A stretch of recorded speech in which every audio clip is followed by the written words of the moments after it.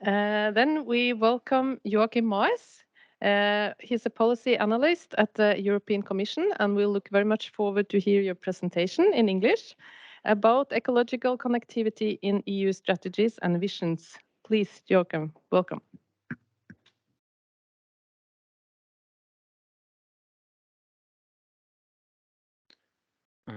Okay, hello, good afternoon. I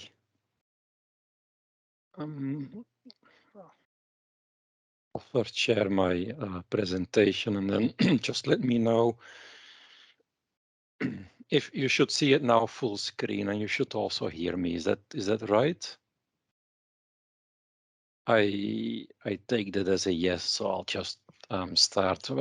Good afternoon. Thank you for inviting me to your project meeting on ecological connectivity.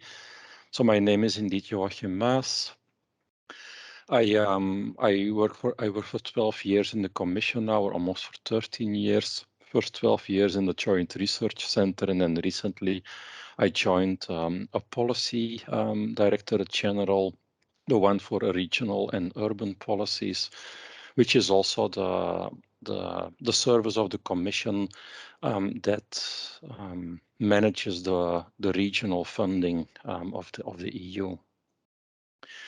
I'll just I'm going to walk you through a few slides to brief you on how ecological connectivity is being part of the EU legislation.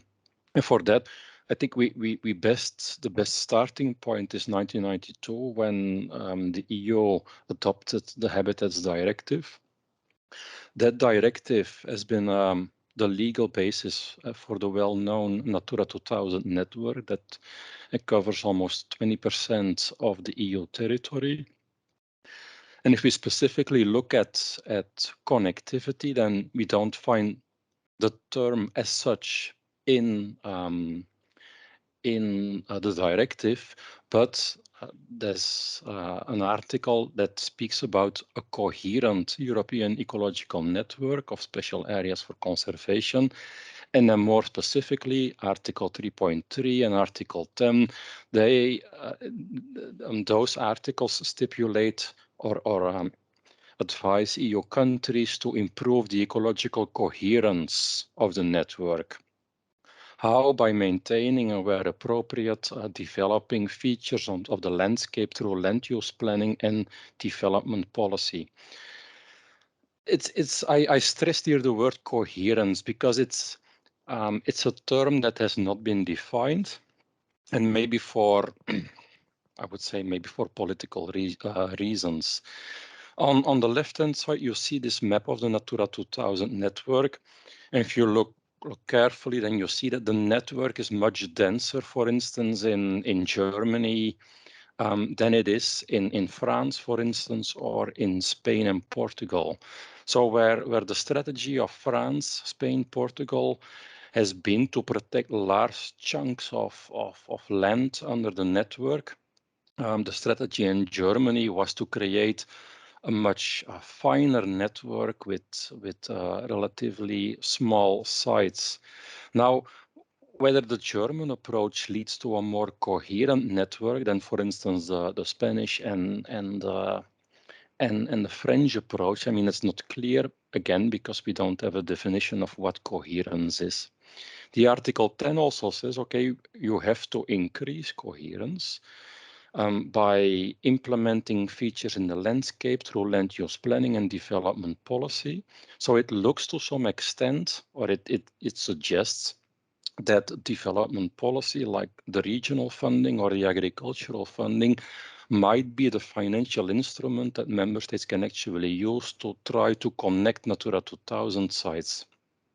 On the other hand, Natura 2000 has also been financed a lot through the LIFE funds. And there we have seen that the focus of LIFE really went to the nodes of the network, the actual nature reserves or the sites, and less so to try to enhance connectivity. So it has really been a point of discussion throughout or since 1992, how to improve this coherence and connectivity. And you will see in the remainder of the slides how the concept has developed a little bit in terms of policy. From 1992, we move fast forward to 2010 and 2011.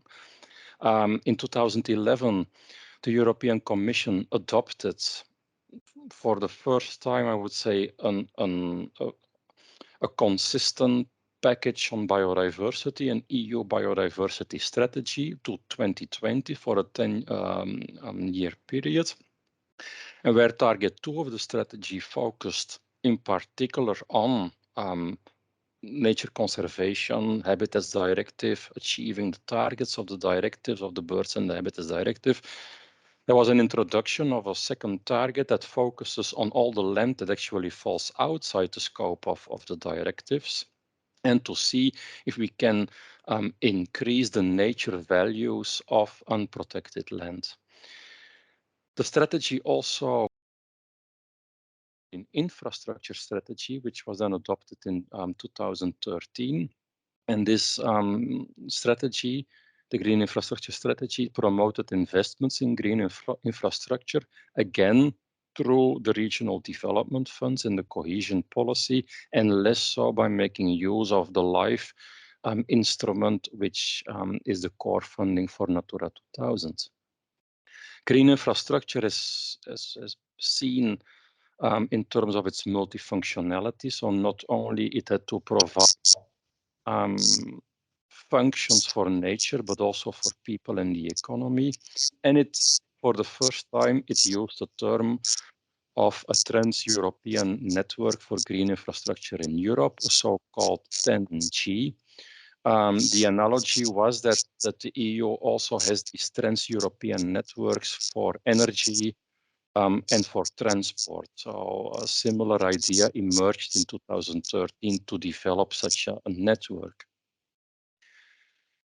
In 2017, after the midterm review for the EU Biodiversity Strategy to 2020, the Commission adopted a plan for nature, people, and the economy, where the idea of ecological connectivity and a trans-European network was toned down again. Much of the focus at that moment went to the recovery, the economic recovery following the financial crisis. There was a lot of attention for the migration crisis, and less so, I would say, for specific nature objectives. And rather than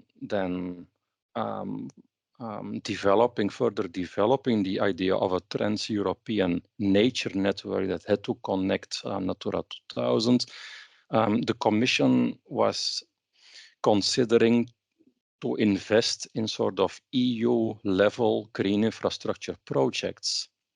These EU-level green infrastructure projects, the role of them was that they had to mainly connect Natura 2000 sites or nature reserves in a transboundary way, so that the EU could sort of demonstrate its added value. So to make that concrete, when we were at the JRC, we supported the Commission with some research. On the right-hand side, you see a map of Europe, and all the green spots are essentially Natura 2000 and areas where nature is the dominant land type. And we gave examples or where conservation of Natura 2000 sites and the further protection of land under the Habitats Directive as such could improve connectivity, transboundary connectivity. Here you see a case for Portugal, where 2 Natura 2000 sites in Spain would be connected over Portuguese territory by also increasing conservation of certain habitats and ecosystems. Another example was for the Mediterranean region.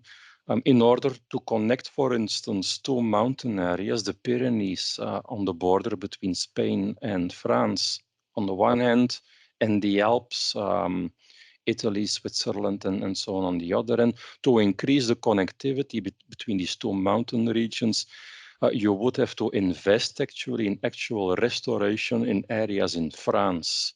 And in predominantly agricultural areas, and increase ecological connectivity there. That was in a time again in 2017 where there was no more talk about developing a European-wide network, but rather funding sort of dispersed or initiatives in cross-border regions.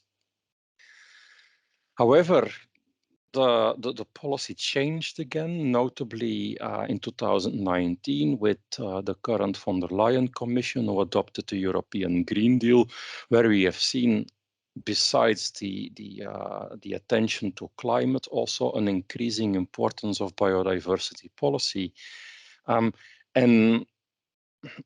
I think we are on a track at EU level where we will further see, in particular, I think in the next decade, post 2027, where we will further see increase of the importance of the biodiversity policy, but also an increase of the budget that will be spent on biodiversity. Already now, the Commission committed to spend in 2025 and 2026 at least 10% of the EU budget on biodiversity, next to 30% to climate.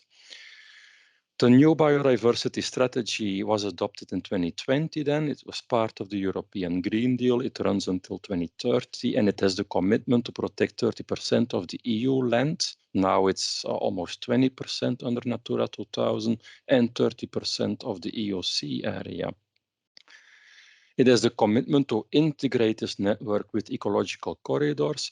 And again, it coined the term of developing a true trans-European nature network. So that's part of the current strategy, and it's a commitment. There is an Horizon Europe project that will start after the summer. It's led by IASA, and IDIV is also an important part. It's called Natura Connect. And the mandate of this project is to come with a proposal for such a trans-European nature network that connects Natura 2000 sites. The commitment that I have written here on the slide is part of the strategy. The strategy is a non-binding document. So member states do not have the obligation to fulfill the objectives.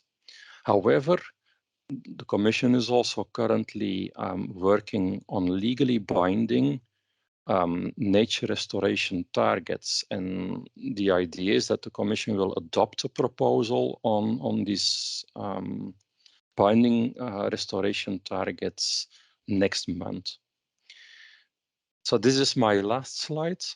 So a proposal for a nature restoration law. I screened the proposal. It's still sensitive for the moment, so we can't share it, but it includes specific targets on connectivity. The proposal wants to restore degraded Annex 1 habitats under the Habitats Directive, including improved connectivity. It wants to restore connectivity of rivers and floodplains, also with a target of at least 25,000 kilometers. Wants to restore landscape features in agroecosystems, and it explicitly mentions to restore forest connectivity. It's not adopted yet by the Commission. It's scheduled for, I think, the 22nd of June. I'll leave it with that, with my overview. So you see, in sum or in summary, there's been there's been given different attention, different importance to connectivity since the start of nature legislation in Europe by the Habitats Directive in 1992. But I think that certainly the Green Deal and the increasing importance of biodiversity policy will also firmly put connectivity and the creation of ecological corridors on the agenda now and for the next decade. Thank you for your attention.